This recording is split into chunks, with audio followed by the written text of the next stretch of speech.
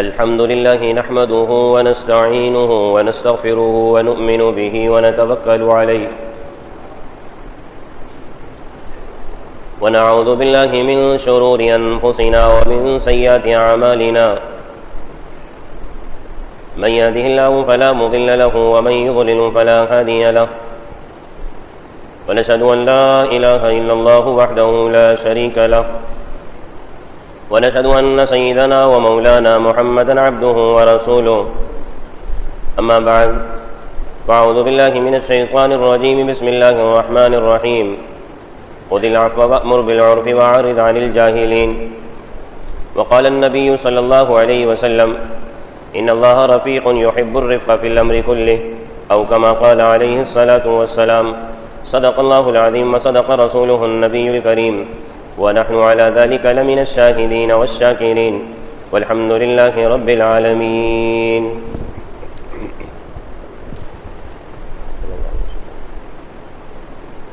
عزیزان محترم اور میرے بزرگ احباب، کلام اللہ کی ایک آیت اور ایک حدیث مبارکہ پڑھی. اللہ صحیح بات کہنے اور اس پر ہمیں عمل کی توفیق نصیب فرمائے.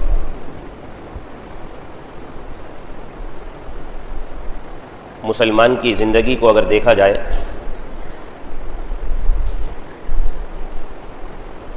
تو وہ اپنے نفس سے کم، نفس انسان کا نفس ہے جو کہ اس کو برائی پر ابھارتا ہے، نفس امارہ. نفس مطمئنہ تو مسلمان کو حاصل نہیں، امارہ یہ انسان کی طبیعت بن چکی ہے کہ اس کو برائی پر ابھارتا ہے، غلط کام پر ابھارتا ہے، نافرمانی پر ابھارتا ہے، اللہ کے احکامات کے توڑنے پر اس کو ابھارتا ہے. تو مسلمان نفس سے کم، اور اس نفس کا بھی ایک استاد ہے جسے شیطان کہا جاتا ہے، جسے ابلیس کہا جاتا ہے. اور وہ تو سرغنہ ہے، اس نے تو کہہ دیا تھا تیری عزت کی قسم، جلال کی قسم، چھوڑوں گا نہیں اسے. کس بات میں نہیں چھوڑے گا؟ تو کہتا ہے گمراہ کر کر رہوں گا، زندگی ہو یا مرتے مرتے دنیا سے جا رہا ہو، لیکن اس کا پیچھا نہیں چھوڑوں گا. تو یہ دونوں کے دونوں انسان کے عظیم دشمن ہیں اور عدو ہیں اور مبین بھی ہیں، واضح دشمن ہیں. ایک انسان کا نفس ہے اور ایک شیطان ہے. انسان کا نفس انسان کا دشمن کیسے ہوتا ہے؟ اس کی سب سے بڑی وضاحت رمضان المبارک کے مہینے میں نظر آ جاتی ہے کہ اللہ کے نبی صلی اللہ علیہ وسلم نے فرما دیا نا کہ رمضان میں شیاطین قید کر دیے جاتے ہیں، پھر بھی انسان گناہ کی طرف مائل ہوتا ہے، نافرمانی کی طرف مائل ہوتا ہے. تو یہ کیا چیز ہے جو انسان کو گناہوں کی طرف مائل کرتی ہے، نافرمانیوں کی طرف مائل کرتی ہے؟ تو اہل علم فرماتے ہیں کہ اسی کا نام تو نفس ہے، جس پر شیطان سارے سال محنت کرتا ہے اور یہ نفس اس کا رفیق اور ساتھی بن جاتا ہے. اور پھر جب شیاطین قید کر دیے جاتے ہیں تو پھر یہ نفس اپنا کام بھرپور دکھاتا ہے کہ رمضان جیسے عظیم مہینے میں بھی اللہ کا نام لینے والا اللہ کو ناراض کرتا ہوا نظر آتا ہے. تو پھر بخوبی معلوم ہو جاتا ہے یہ نفس کیا چیز ہے. لہذا انسان کے دو دشمن ہیں، ایک نفس ہے، دوسرا شیطان ہے، اور شیطان اس کا سرغنہ. اور اللہ نے فرمایا انہ لکم عدو مبین، یہ تمہارا کھلا دشمن ہے. لیکن افسوس کی بات یہ ہے کہ مسلمان آج نہ تو اپنے نفس سے جھگڑتا ہوا نظر آتا ہے، آج مسلمان نہ تو شیطان اور ابلیس سے جھگڑتا ہوا نظر آتا ہے. آج اگر مسلمان کسی سے جھگڑا کرتا ہے نا تو وہ مسلمان سے جھگڑتا ہوا نظر آتا ہے. حالانکہ نفس ہے کہاں سے کہاں اٹھا کر پٹک دیتا ہے، شیطان ہے کلمہ اچک لیتا ہے، زندگی میں بڑی بڑی نافرمانیاں اللہ کی کروا دیتا ہے. لیکن کبھی مسلمان کو یہ نہیں دیکھتا ہوا انسان دیکھے گا کہ یہ اپنے نفس سے لڑ رہا ہو، اپنے نفس سے کبھی نہیں لڑتا. کبھی جہاں کہیں مسئلہ آتا ہے، جہاں کہیں طبیعت جو کہ بگڑی ہوئی ہوتی ہے، نفس جو کہ بگڑا ہوا ہوتا ہے، جہاں اس نے ابھارا، جہاں اس نے برانگیختہ کیا، تو نہ اللہ کو دیکھتا ہے، نہ اللہ کے رسول کو دیکھتا ہے، نہ ان کی تعلیمات کو دیکھتا ہے، بلکہ اپنے نفس کے خواہش کے اوپر عمل پیرا ہونے کے لیے فوراً آمادہ ہو جاتا ہے اور اپنے اندر کو باہر لا کر دکھاتا ہے کہ میری شخصیت کیسی ہے اور میں ہوں کیا، اور میرے اندر انسانیت کتنی ہے، شرافت کتنی ہے، اور میرے اندر اللہ اس کا رسول کا جو ڈر ہے نا وہ کس قدر مرا ہوا ہے. وہ انسان کے سامنے، مسلمان کے سامنے لا کر کھڑا کر دیتا ہے. تو آج مسلمان سے تو لڑتا ہوا نظر آ رہا ہے. جہاں کہیں تھوڑا سا مسئلہ ہو جائے، جہاں کہیں مسلمان سے ذرا سی غلطی ہو جائے، مسلمان میں برداشت نہیں ہے کہ بھائی کوئی بات نہیں، اللہ کے لیے درگزر کر دو. کوئی بات نہیں، اللہ کے لیے معاف کر دیا. معافی تو مسلمان کے ہاں ہے ہی نہیں. معاف تو صرف ایک ذات کرنے والی ہے جسے رب کہا جاتا ہے. سمجھ میں آ رہی ہے؟ آج مسلمان کا ذہن کیا ہے؟ معاف کرنے والی تو ذات صرف رب کی ہے. زمین کا جو فرعون ہے اور جو اپنے آپ کو ربکم الاعلی کہہ گیا وہ انسان ہے. معافی مانگو اوپر والے سے. بات سمجھ میں آ رہی ہے؟ معافی مانگو اوپر والے سے. معاف تو وہ کرتا ہے، رحم تو وہ کرتا ہے، درگزر تو وہ کرتا ہے. مسلمان تو دنیا میں رہتے ہوئے کہتا ہے کہ ہمارے سے بڑھ کر کوئی نہیں، دنیا ہمارے سے بڑھ کر کوئی نہیں. گویا کہ ظاہر کے اعتبار سے اسی انسان نے اپنے آپ کو کہہ دیا تھا نا انا ربکم الاعلی، مجھ سے بڑھ کر کوئی ظالم نہیں، مجھ سے بڑھ کر کوئی فرعون نہیں. آج اللہ حفاظت فرمائے دنیا میں رہتے ہوئے جہاں مسلمان کو ذرہ برابر قوت حاصل ہو جاتی ہے، نہ زبان پر اس کو اختیار باقی رہتا ہے، نہ ہاتھوں پر اختیار باقی رہتا ہے، نہ اپنے اعمال پر اختیار باقی رہتا ہے. بس دن دناتا ہوا مسلمان کے اوپر حاوی اور چلاتا اور دھاڑتا ہے اور اپنے آپ کا ثبوت دیتا ہے کہ میرے ہاں معافی نہیں، میرے ہاں معافی. اللہ حفاظت فرمائے دنیا ہو، دین ہو، مسجد ہو، مدرسہ ہو، کوئی بھی ماحول ہو، کوئی بھی ماحول ہو، ذرا برابر خیال نہیں. تبھی تو آج دیکھنے میں یہ بات آتی ہے نا بھائی، مسجدوں میں بھی لڑائیاں ہوتی ہیں، مسجدوں میں بھی لڑائیاں ہوتی ہیں، کھلی لڑائیاں ہوتی ہیں، برداشت نہیں ہے. عبادت پر لڑائیاں ہیں، مسجد میں آنے پر لڑائیاں ہیں، مسجد کا دروازہ تاخیر سے کھل گیا تو لڑائیاں ہیں، مسجد میں بیٹھک کے اعتبار سے کچھ مسائل ہو گئے تو لڑائیاں ہیں، مسجد میں اگر پانی ٹھنڈا وقت پر نہیں مل رہا تو لڑائیاں ہیں، ارے پنکھا پہلے کیوں بند کر دیا تو لڑائیاں ہیں، ارے دروازے پہلے کیوں بند کر دیے تو لڑائیاں ہیں. اور کون کر رہا ہے؟ مسلمان. کس کے گھر میں کر رہا ہے؟ اللہ کے گھر میں کر رہا ہے. اور یہاں کے پھر کیا کہتا ہے؟ رب اغفر ورحم وانت خیر الراحمین. رب اغفر ورحم، یا اللہ مغفرت فرما دیجئے نا، ورحم رحم فرما دینا، انت ارحم الراحمین، آپ بہت بڑے رحم کرنے والے ہیں. یا اللہ انی کنت من الظالمین، میں سب سے بڑا ظالم ہوں اور میں نے اپنا ظلم آپ کے گھر میں کر کے دکھا دیا. یا اللہ اب تو آپ رب اغفر ورحم وانت خیر الراحمین پر عمل کر لینا، اس لیے کہ بخشنا آپ کا کام ہے، معاف کرنا آپ کا کام ہے، رحم کرنا آپ کا کام ہے، اور میرا کام کیا ہے؟ انی کنت من الظالمین. ثبوت دیتے اللہ کو، انی کنتو من الظالمین. یا اللہ واقعتاً ظالمین میں سے ہوں. دیکھا نہیں آپ کے گھر میں آ کے میں نے کیسے باویلا کر دیا، آپ کے گھر میں آ کر میں نے کیا کام کر دیا، آپ کے گھر میں آ کر میں نے کیسے شور شرابہ کرنا شروع کر دیا. انی کنتو من الظالمین، یا اللہ میں ظالمین میں سے ہوں، مجھے معاف کرنا. اللہ ایسے گناہ گار کو معاف نہیں کرتے. نبی اکرم صلی اللہ علیہ وسلم نے فرمایا نا، جب تم گناہ کرنے میں جری ہو جاؤ گے نا، جری ہو جاؤ گے، جرت کے ساتھ تم اللہ کی نافرمانی کرنے پر آؤ گے نا، اللہ ایسے لوگوں کو معاف نہیں کرتا. کھلم کھلا اللہ کو ناراض کرنا، کھلم کھلا.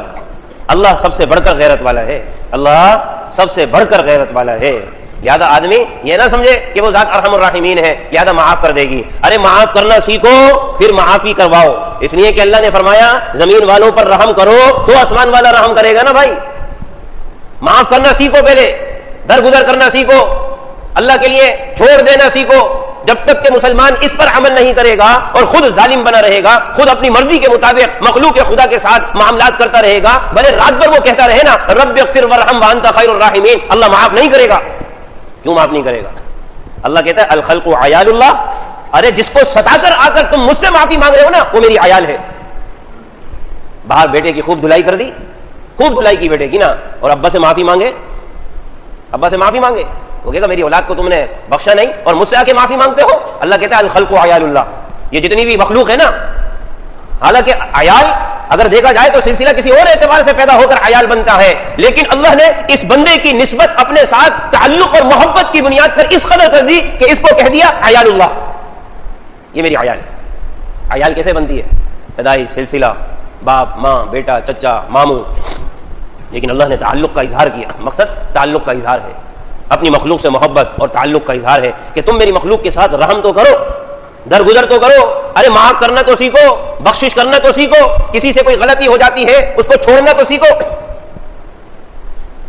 نہ یہ کہ جناب والا جیسے ہی کوئی غلطی ہو مسلمان، بات سمجھ میں آ رہی ہے، اپنے وقت کے اعتبار سے، اس لمحے کے اعتبار سے آپ یقین کیجئے ایک ظالم اور جابر سے بڑھ کر اپنا کردار ادا کرتا ہے اس وقت عین لمحات کے اعتبار سے. اس لیے کہ اس وقت مجھے اتنی تو پاور اور قوت حاصل ہے، لہذا مجھ سے جو ہو سکتا ہے کر گزرتا ہے.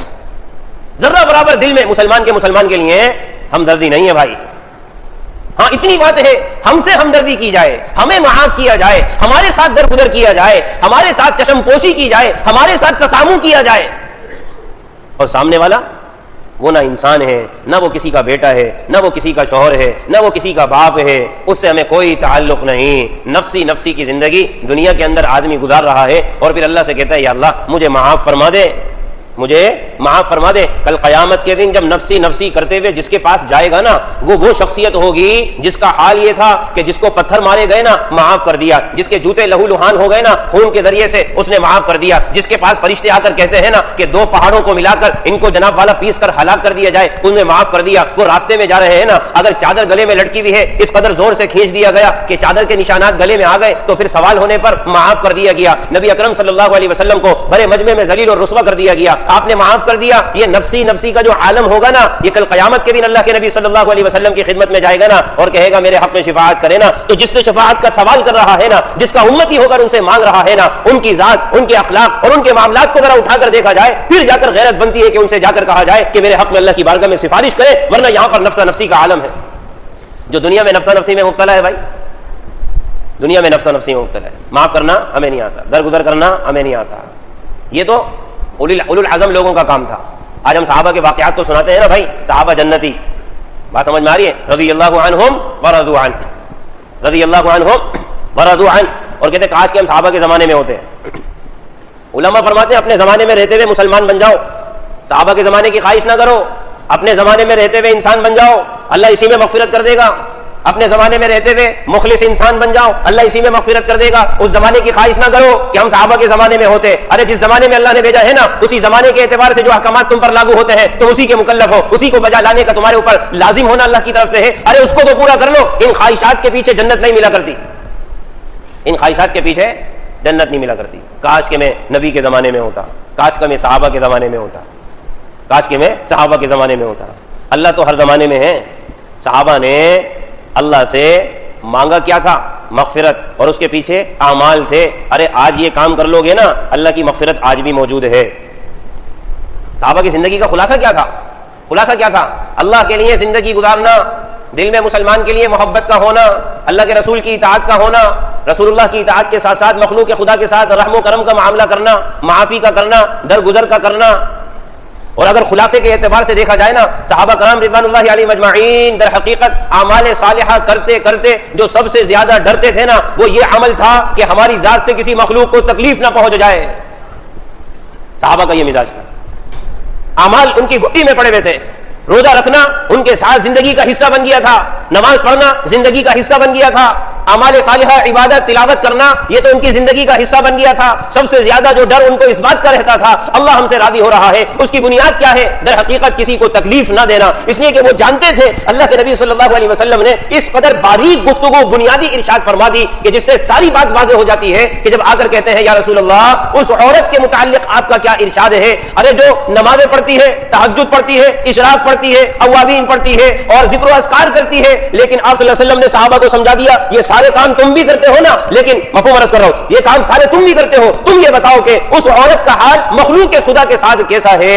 صحابہ نے کہا یا رسول اللہ سارے کام اپنی جگہ ہیں، عبادتیں، ریاضتیں، ذکر، تلاوت، قرآن سب کچھ اپنی جگہ ہے، لیکن اللہ کے نبی نے عین موقع پر ایسا سوال کر دیا کہ صحابہ کی شخصیت اس کی طرف متوجہ ہو گئی. ارے اعمال اپنی جگہ ہے، مخلوق خدا کے ساتھ تعلق، ان کو ساتھ صحیح زندگی گزارنا یہ سب سے بڑھ کر ہے. تبھی آپ نے فرمایا یہ بتاؤ کہ اس عورت کا حال اپنے پڑوسیوں کے ساتھ، مسلمانوں کے ساتھ، لوگوں کے ساتھ اور اپنے رہن سہن والوں کے ساتھ کیسا ہے؟ آپ کو کہا کہ یا رسول اللہ صحیح نہیں ہے، صحیح نہیں ہے. یا رسول اللہ پڑوسی اس سے اطمینان میں نہیں ہے، مسلمان اطمینان میں نہیں ہے، مسلمان عورت اس سے اطمینان میں نہیں ہے، معاشرہ اس سے اطمینان میں نہیں ہے. آپ نے فرمایا جہنمی ہے، جہنمی ہے. بس اعمال گنوا دیے نا. یہ سارے اعمال صحابہ کرتے تھے، روزے رکھتے تھے، نمازیں پڑھتے تھے، عبادتیں کرتے تھے، تلاوت کرتے تھے، قرآن کرتے تھے، ذکر و اذکار کرتے تھے. سب چیزیں ایک طرف اللہ کے نبی نے اٹھا کر رکھی اور یہ فرمایا کہ تم بتاؤ اب یہ زندگی کیسی گزار رہی ہے عورت، یہ مرد زندگی کیسا گزار رہا ہے؟ یہ نمازی ہے، یہ تلاوت کرتا ہے، یہ قرآن پڑھتا ہے، یہ ذکر و اذکار کرتا ہے، اس کی معاشرت کیسی ہے؟ اس کی معاشرت کیسی؟ ایسا سوال نبی اکرم صلی اللہ علیہ وسلم نے کر دیا. ہم اس روایت کو نا بحیثیت روایت دیکھتے ہیں. ارے اس روایت کو اگر دیکھا جائے نا دوسرے نکات کے اعتبار سے اللہ کے نبی صلی اللہ علیہ وسلم کہاں تک کے اشارہ کر رہے ہیں؟ ارے جس نے ذکر کیا تھا یا رسول اللہ ایسی ایسی عورت ہے، کیا اور صحابہ موجود نہیں ہوں گے؟ اور یہ روایت کیا دوسروں تک نہیں پہنچی جو آج تک ہم تک پہنچ چکی ہے؟ اس روایت میں فقط بیانیہ نہیں ہے بلکہ ایک در حقیقت زندگی گزارنے کے اعتبار سے مسلمان کو سبق ہے، سبق۔ تم اپنی نمازوں کو مت دیکھو، تم اپنی ریاضتوں کو مت دیکھو، تم اپنے اعمال صالحہ کی طرف فقط نظر مت کرو۔ یہ ساری چیزوں کے ہوتے ہوئے اگر تم میں انسانیت و شرافت نہیں ہے، معاشرت نہیں ہے، اللہ کو تمہاری ان تمام چیزوں کی ضرورت نہیں ہے۔ بات سمجھ میں آ رہی ہے؟ ان تمام چیزوں کی ضرورت نہیں، اس لیے کہ ان تمام چیزوں کے ہوتے ہوئے بھی تم خالی رہو گے اگر مخلوق کو تکلیف پہنچاؤ گے۔ دماغ میں یہ بات ہو رہی ہوگی کہ اللہ کو ان چیزوں کی کیوں ضرورت نہیں ہے؟ ارے ضرورت تو اس چیزوں کی ہونا جو انسان کے پاس باقی رہے، ضرورت تو ان چیزوں کی ہونا، ہاں اللہ تعالیٰ دیکھے خوش ہونا اس بنیاد پر جبکہ وہ چیز اعمال صالحہ باقی رہے۔ غیبتیں کر کر کے اپنی نیکیاں ضائع کرنے والا کس گمان میں پڑا ہوا ہے کہ میری نیکیاں میرے پاس ہیں، کس بات کی خوش فہمی ہے؟ اللہ اس کے اعمال سے کیسے خوش ہو جائے گا؟ ارے جو غیبت کر کے اپنے مسلمان بھائی کا گوشت جو کہ حرام ہے کھاتا ہے۔ بات سمجھ میں آ رہی ہے؟ اس لیے کہ کچھ باقی نہیں رہا۔ امام اعظم ابو حنیفہ رحمۃ اللہ علیہ سے بات سمجھ میں آ رہی ہے؟ کسی نے غیبت کے متعلق کوئی بات ذکر کی نا تو کہنے لگے اگر غیبت کروں گا نا تو اپنی ماں کی کروں گا۔ لوگوں نے کہا کیوں؟ اول تو کرتے نہیں ہے۔ مقصد بتانے کا یہ تھا کہ غیبتیں کرنے سے اعمال انسان کے ضائع ہو جاتے ہیں، اور کہنے کا مطلب یہ تھا کہ غیبتیں کرنے سے گویا کہ یہ تمہاری نیکیاں دوسرے کے پاس جاتی ہیں، تو کہنے لگے میں اپنی نیکیاں کسی اور کو کیوں دوں، اپنی ماں کو دوں گا۔ بات سمجھ رہے ہیں؟ غیبت کس کی کروں گا؟ اپنی ماں کی کروں گا۔ اور آج مسلمان سارے اعمال کر کے سمجھتا ہے سب کچھ باقی ہے، کچھ باقی نہیں ہے۔ کیوں باقی نہیں ہے؟ ارے اعمال صالحہ کی بقا معاشرت ہے، معاشرت۔ عجیب فلسفہ سمجھ میں آ رہا ہے؟ اعمال صالحہ کی بقا معاشرت ہے، جس کی معاشرت درست نہیں اس کے اعمال صالحہ باقی۔ آدمی کہے گا کہ مولانا صاحب کیسی باتیں کر رہے ہیں، یہاں تو ہم اتنی نمازیں پڑھتے ہیں، اتنے روزے رکھتے ہیں، اتنی تلاوتیں کرتے ہیں، اتنا قرآن پڑھتے ہیں، یہ کہاں کی بات آ گئی؟ یہ کہاں کی بات آ گئی؟ جس کی معاشرت نہیں اس کے اعمال صالحہ باقی نہیں۔ کرتے رہو، نمازیں پڑھتے رہو، مسجد میں آ کے اپنی پیشانی رگڑتے رہو، قرآن کی تلاوتیں کرتے رہو، اوابین، تہجد، اشراق، چاش سب پڑھتے رہو، جس کی معاشرت نہیں ہے اس کے اعمال صالحہ نہیں ہے باقی، کوئی اعمال صالحہ باقی نہیں ہے۔ اور جس کی معاشرت نہیں ہے اعمال صالحہ کی بنیاد پر وہ جنت نہیں پا سکتا۔ جس کی معاشرت نہیں ہے وہ اعمال صالحہ کی بنیاد پر جنت نہیں پا سکتا۔ جس کی معاشرت نہیں ہے وہ اعمال صالحہ کی بنیاد پر جنت نہیں پا سکتا۔ کیوں؟ اللہ کے نبی نے کہہ دیا کہ اس کی ساری ریاضتیں ایک طرف ہے۔ تم نے کہا تہجد پڑھتی ہے، تم نے کہا اشراق پڑھتی ہے، چاش پڑھتی ہے، اوابین پڑھتی ہے، قرآن پڑھتی ہے، ذکر و اذکار کرتی ہے، لیکن اس کے پڑوسی اس سے تکلیف میں ہے، تو سارے اعمال کے ہوتے ہوئے معاشرت نہیں ہے، لہٰذا آپ نے یوں نہیں کہا کہ جنتی ہے بلکہ کہا جہنمی عورت ہے، جائے گی جہنم میں۔ انسان جائے گا جہنم میں، مسلمان جائے گا جہنم میں۔ ساری ریاضتیں ایک طرف اٹھا کر ساری ریاضت ہے الخلق عیال اللہ، الخلق عیال اللہ۔ تم اللہ کے بہت زیادہ پسندیدہ نہیں ہو، کس وجہ سے؟ کہ تم نے 70 مرتبہ قرآن پڑھ لیے۔ تم اللہ کے پسندیدہ نہیں ہو کہ تم نے 40 دن کی نمازیں پڑھ لی۔ تم اللہ کے پسندیدہ نہیں ہو، تمہاری نوافل نہیں رہتی، ہمیشہ پڑھتے رہتے ہو۔ کیوں پسندیدہ نہیں ہو؟ اس کی مخلوق کو تکلیف پہنچاتے ہو، اس کی مخلوق کے ساتھ غلط کرتے ہو، زیادتیاں کرتے ہو، ناجائز کرتے ہو، ناروا کرتے ہو۔ تم سمجھتے ہو کہ ہم اللہ کے پسندیدہ ہیں۔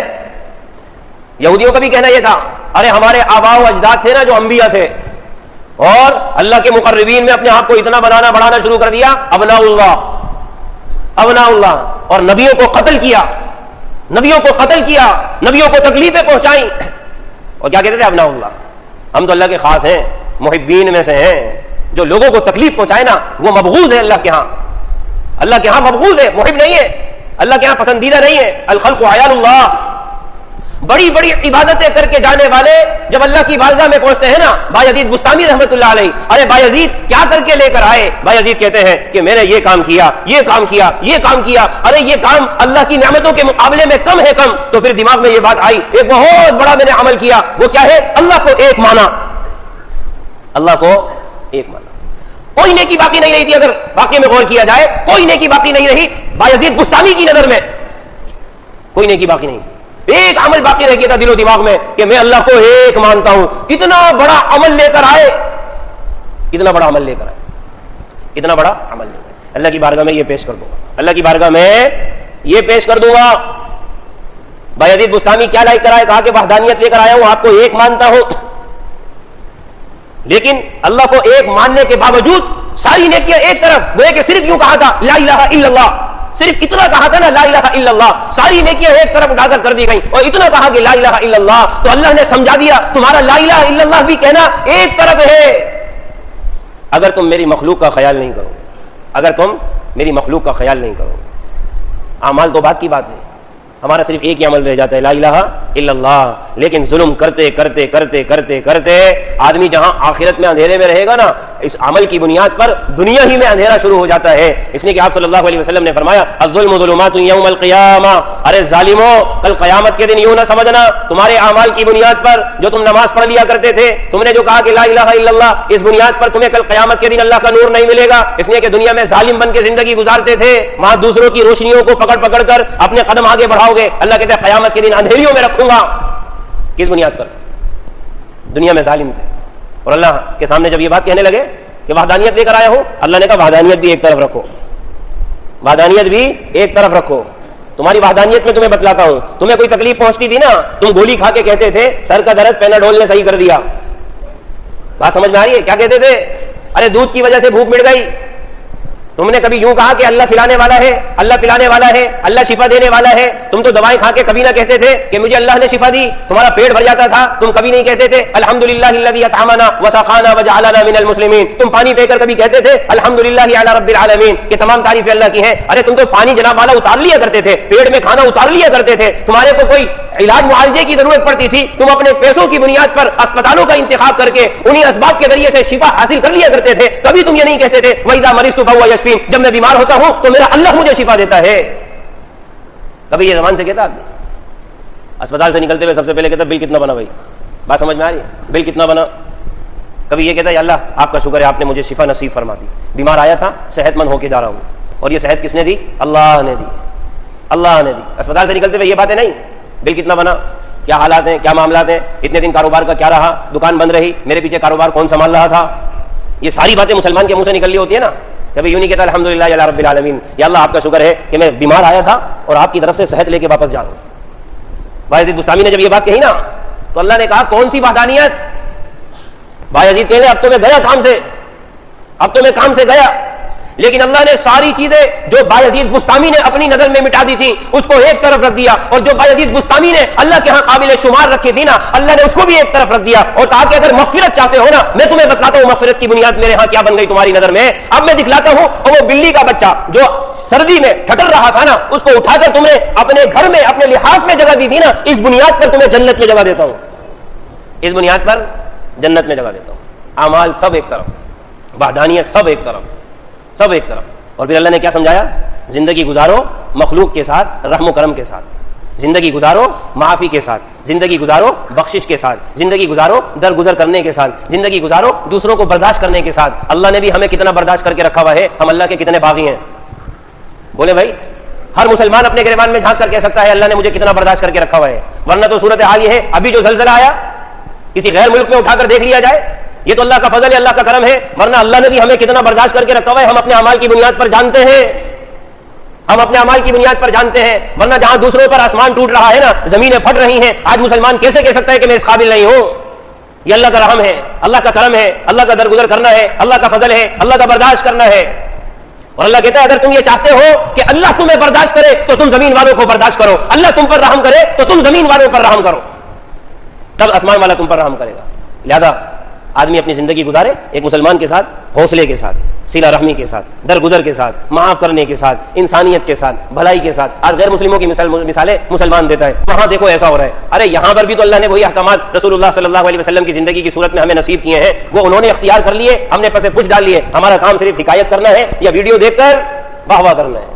بات سمجھ میں آ رہی ہے؟ یہ سب کچھ اللہ کا نبی ہمیں دے کر گیا ہے. رحم کرنا، معاف کرنا، درگزر کرنا، برداشت کرنا، ایک دوسرے کے لیے حوصلہ رکھنا، ایک دوسرے کے ساتھ درگزر کرنا، اس کو اپنا مسلمان بھائی سمجھنا، معاف کر دینا. آپ علیہ وسلم نے ارشاد فرمایا جو دنیا میں اپنے غصے کو دبائے گا نا کل قیامت کے دن، جو دنیا میں لوگوں کو معاف کرے گا نا غصے کی حالت میں، کل قیامت کے دن اللہ میدان محشر میں اسے معاف کرے گا. دیکھو یہ وہ آدمی ہے جو دنیا میں لوگوں کو معاف کرتا تھا نا، آج اللہ اسے معاف کر رہا ہے، آج اللہ اسے معاف کر رہا ہے.